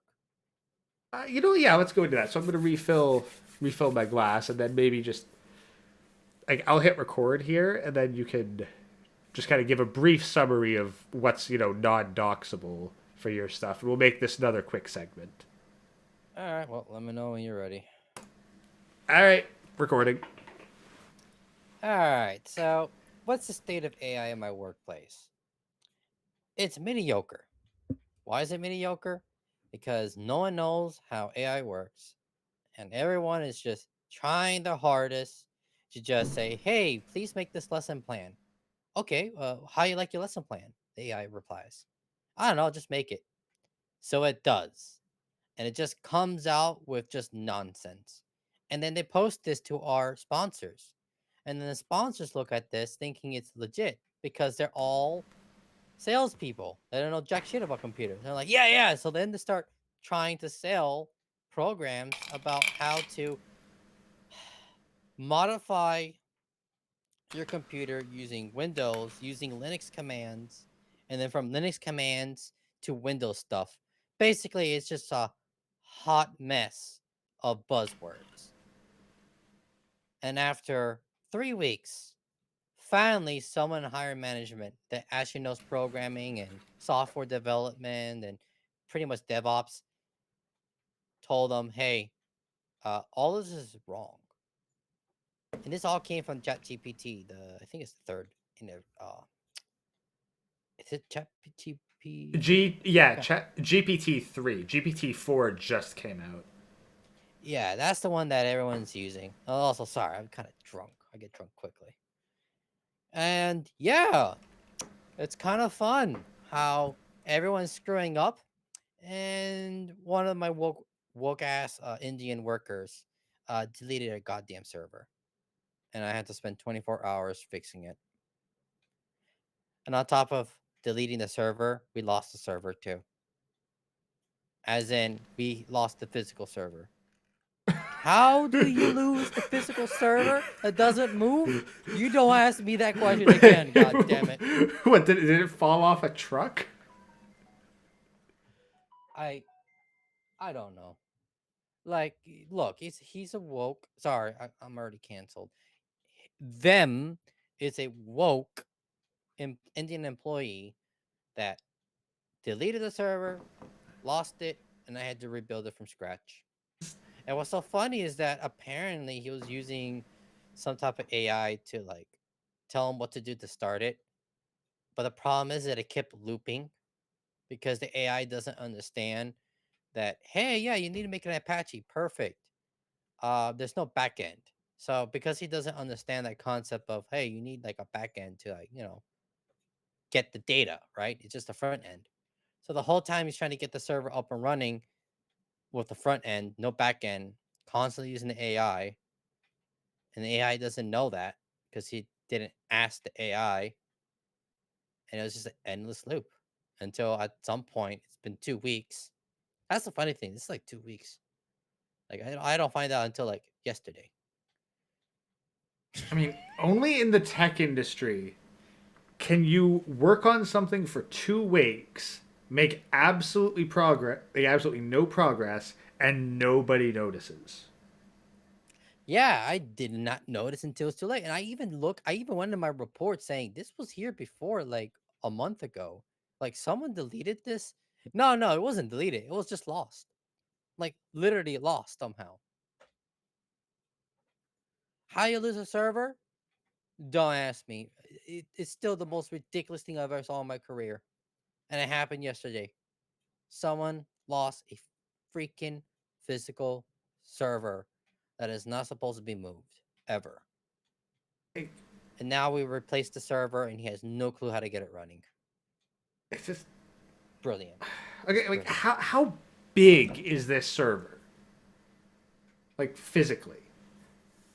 Oh no, it's technically in today's standards, it's small. Okay, Like you but could like probably it. get away with like 2-core CPU, 2 to 4 gigabytes of RAM, a simple Linux distro. I don't know. You can use Okay, one. so is it like the size of a laptop? Basically.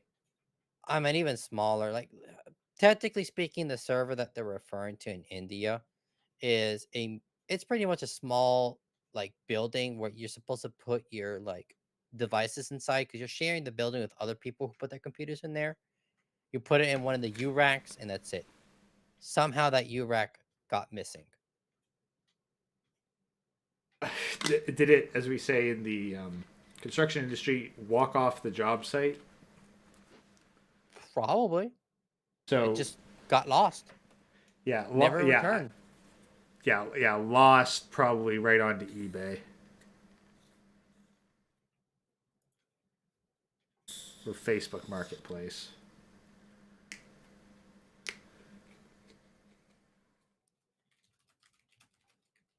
So yeah. So my workplace is on fire. I love it.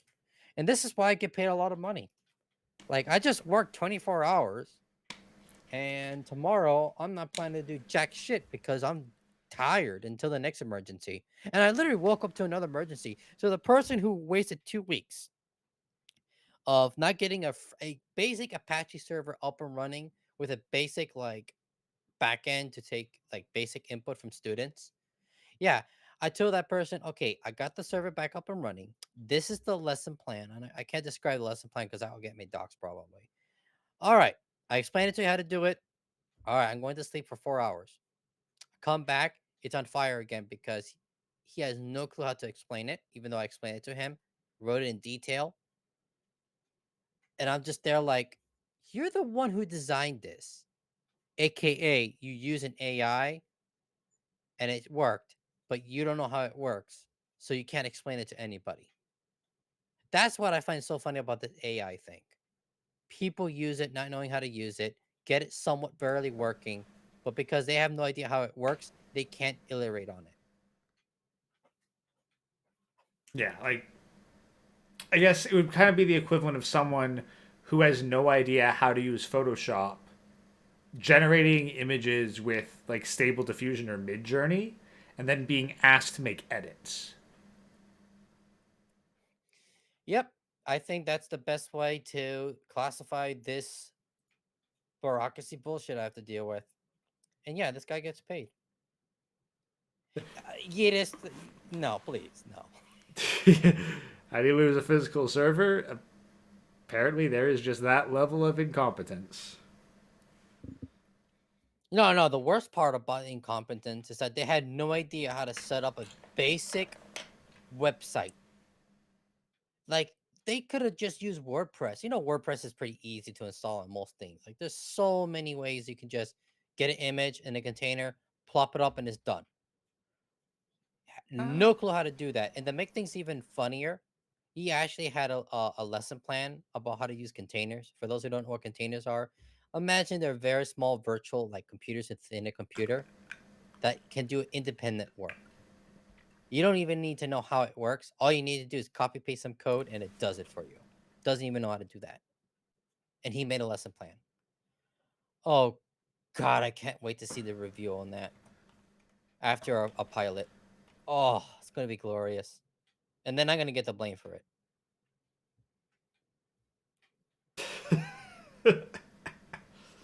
By the way, I almost lost my job yesterday because of all the bullshit the woke kid did. So the woke kid does a bunch of shit, and then you get blamed. Why? Because you didn't stop him. I'm the bro. I am the literal caretaker. That's my job. Is to caretake first. Like, ironically speaking, my job is to prevent damage, not to build. Even though I was hired to build, no, it's to prevent damage. That's my job. Oh, you're a curriculum designer. Oh, yes, please design this curriculum for me. And the whole time I started, it's just preventing this one person literally destroying the company. And the funny thing is, my direct boss knows that. And So, yeah. then they just refuse to fire him or even just move him into a position where he can't burn everything down. Nope, because he's an Indian, they, them. Okay, but can't you just give them some kind of like bullshit like work that has absolutely no impact on anything whatsoever but will just eat up time? Because literally having them spending all day doing nothing would be better than having them do damage. I agree with you. But that's just not how my company rolls. Matter of See, fact, I'm just the extra money bank or something. Like I just make bank out of this. Like, look, I just increased my contract by 2 weeks because of this. I mean, fair enough. Like, the more that they fuck up, the more money that is going to you. But I just, like, from a financial standpoint, like, if I absolutely need to hire somebody who is just constantly causing problems, I'd be like, okay, here is an assignment. Make this lesson plan on this subject. Now, do I ever intend to use this lesson plan on this subject that I hand out? No, absolutely fucking not. I'm really just trying to give them something to occupy. I'm giving them the professional equivalent of a coloring book. Yeah, no, that's not how my company rolls. They want to show off the person's work.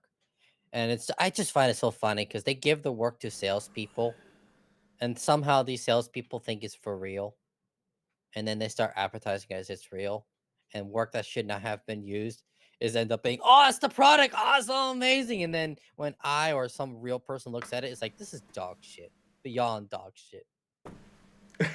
But yeah, no, the company's run by salespeople, and I think that's like in any company, really. Which is always, I mean, it just strikes me as weird, like, how that's a thing. Like, I can understand having a salesperson as a figurehead, but I mean, where's the like puppet shadow organization that really controls shit, eh? Like, you Look, I know know, what it is. It's freaking BlackRock. That's where most of our money comes from. okay, Like, they don't give three shits what we do, really, oh, except more woke shit. so you're just like you're a propaganda money sink sort of deal. Like your company Yeah. exists solely to promote the idea of diversity people as top programmers, and profitability is a secondary issue. Yes. Okay, I'm. I it's Yes. like, And here's the funny thing. I'm the most productive person, and when they're trying to find people to show off like amazing abilities and people who save the company, I never get any media attention. Zero. It's so funny because all the social media attention that I get for my job are from my students, n- and it gets more traction than the company's own like Instagram and in LinkedIn, because my students just like me that much, and it's just me doing a job as a teacher, not even the curriculum stuff. So yeah, no, it's what it is. It's the so woke bullshit. entire sales team versus one person putting in honest effort. Yeah, that. I can't complain, man. I get paid 50 to 55 to $60 an hour. to basically once in a while work a 24-hour shift, and then the rest I could just eat shit.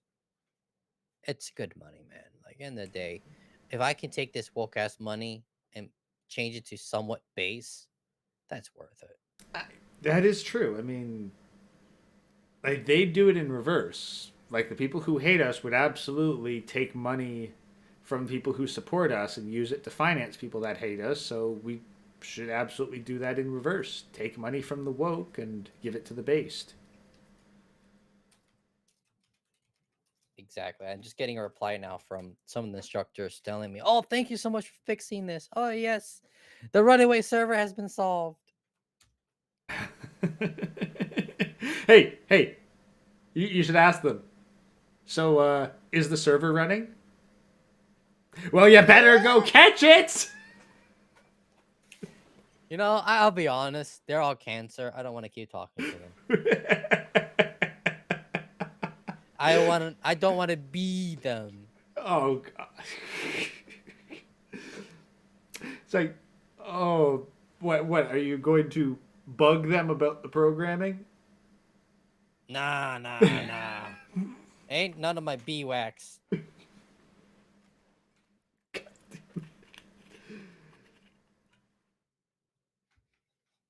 No, seriously, But yeah, no, that's the like, if state you of have my not used workplace. that like server running joke at least once in your job, you kind of need to. Yeah, but then I'm gonna offend someone, and I don't want to risk it. I don't know, like do it to your students or something. They'd get it. No.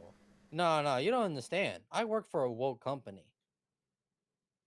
Anything you say is offensive, so I just go very, neutral, robotic, and only when I stop the recording, I ever say shit that makes the students laugh their ass off. It's like, I can't believe he said that. I can't believe it. I'm like, yeah,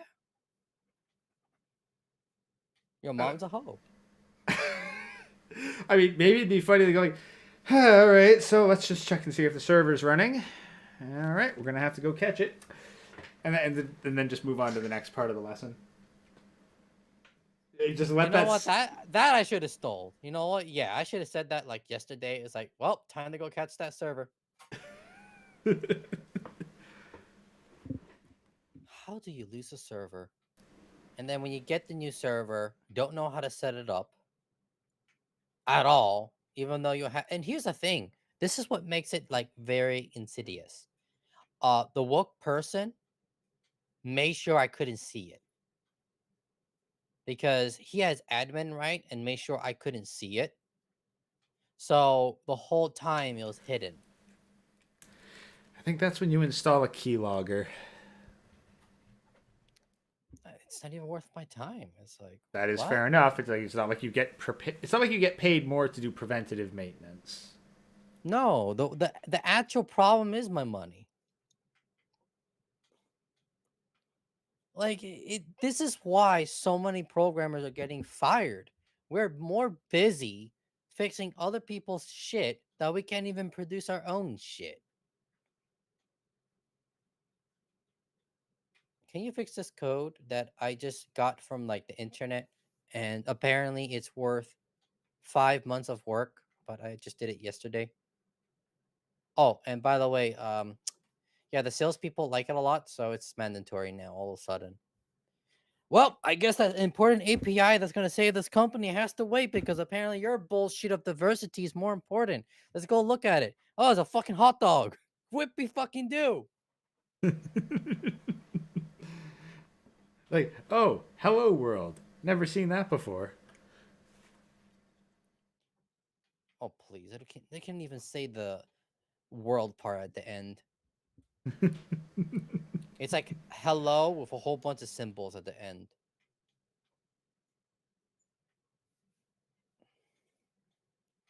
Hello, wingdings.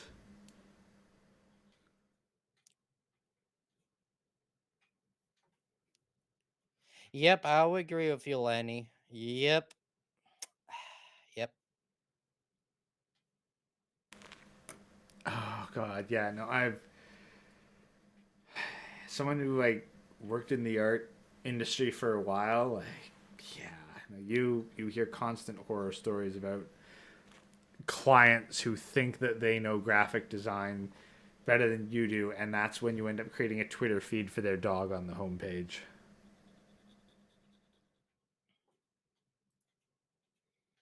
Well, it's better than my situation, I guess.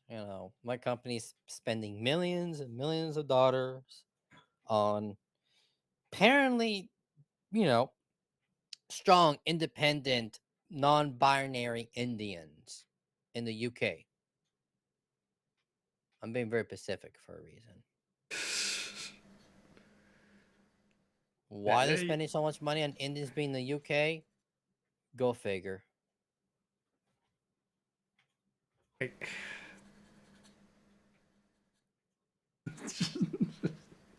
How can you simp? How can you simp? I don't know. Maybe Daddy invested a shit ton of money into the fucking company at some point. At this point, I don't care. I get paid and that's it. Yeah, Also, random Z, I wouldn't avoid the programming field.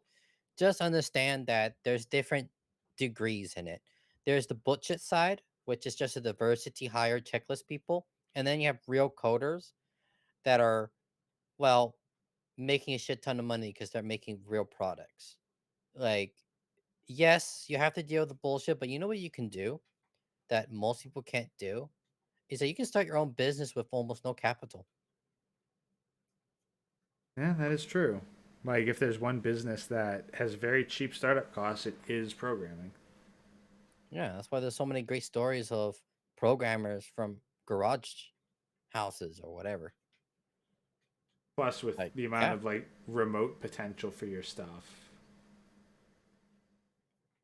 Oh There's yeah, I mean that's what I'm planning to do. I'm gonna try to find myself a cheap place for $500 a month or better. yeah, but like think about like if you need servers, like it costs very little to get a server up and running somewhere else to run or host whatever the heck you need. Yeah, the options are everywhere. So yeah, don't let these woke, weak people stop you from being a programmer. If you know you can get work done, then continue it. The most of these programmers that we discussed are similar to the poor artists that just do poor furry porn. Yeah, don't worry about that. Like the AI is gonna replace those people. You're not in that caliber. Yeah, Unless you and like making furry porn, but that's not me to decide. yeah, no, and the other thing is, well, if you're getting paid to do a bunch of bullshit work, just put the money towards investing to getting what you actually want. That's Like, exactly what I'm doing. I've been investing my money in gold and oil. yeah, but like money's money. If you want to start your own business, well, you're gonna have to like get some work done to get your startup capital. Because I can speak from experience, it's a bad idea to just start a business right off the bat if you have no prior knowledge or experience in the industry itself. You really want to like get behind the curtain and try to learn how things operate before you try to run something yourself. Yeah, I know some people in TFM community that they did that and they're so screwed. Like it's not only his community, it's every community. There's so many people out there that like they dream big, but they do so little. Therefore, they comprehend so little of it. And then when it hits them, they're like, shit, I can't do this. It's like, yeah, maybe you should have practiced and, you know, went little by little, not start $1 million business that profits are negative 88,000 a month.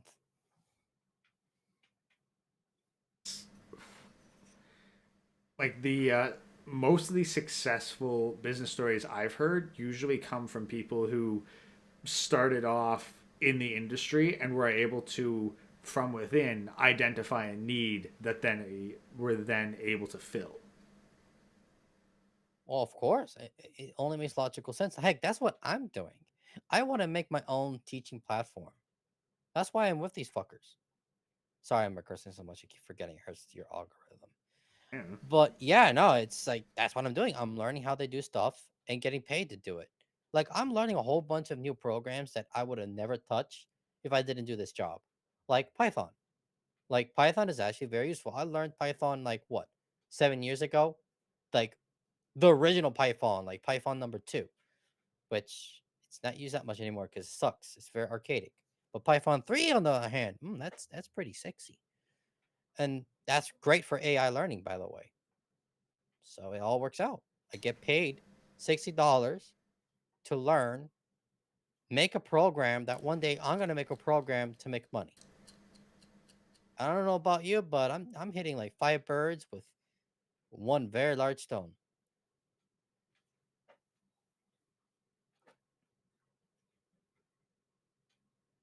Yeah. So that's the thing. Like, so if you're working in a job that you don't particularly like, use it as a learning experience. Like, you can pick up so much just by observing like the people around you and everybody's actions.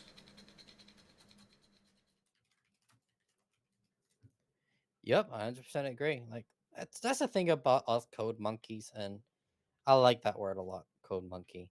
I don't consider myself a code monkey anymore. Like that's the sad thing about programming. At some point, you do it so much that you end up becoming the manager, and you don't do it anymore. You just like, yeah, it's possible, not possible. That should work. You only understand the abstraction of it, so you can just tell people what to do. Uh, like that's only the positions available for me right now. If I lose this job, is just being a manager, which means I don't work with code that much anymore. I mean, you could always go independent, but even then, that still is going to be a managing kind of stuff. It's a bad time though right now to do that. That's the thing. Oh yeah, no. When people are short on money, yeah, classes always go down, and I know What because I've been in the industry long enough for that. is there like a kind of an equivalent of a contractor for a coding position? Always, yeah, that's actually the bread and butter of the industry is contract work. Well, that's the thing. I think like that would be how you like stick close to coding if you really wanted to. Would be more to do contract work rather than like salaried or more steady stuff. Yeah, but I'm just tired of it. Like, there's only so much you can keep going back and forth. Then you have to worry about the next contract. Then you have to fight this and that. Like, I'm okay with a decent salary that gets me close to 6 figures, so I don't have to pay too much on taxes and live a good life. Like, I'm not gonna slave myself 80 to 100 hours a week for this woke nonsense anyway. You gotta respect your own time and keep your sanity. I mean, for fuck's sakes, they lost a server and they couldn't catch up to it on top of it. All right. Well, I think closing thoughts for this. We've hit the 2 hour mark, and honestly, I'm kind of tired myself. I've been pulling some long days too. Oh, yeah, I'm tired too. So yeah, any closing thoughts before I play the outro music? I can't think of any. I mean, I don't want to be that type of situation, but hey, let it bees what the bees do. All right. Well, before we get into too much more bees, I'm just gonna say, yeah, if the writers want to go on strike, then I say let's write our own shit with AI and write an entire TV series before the weekend's out in a fraction of the time. Yeah, let them be. Good night, everybody.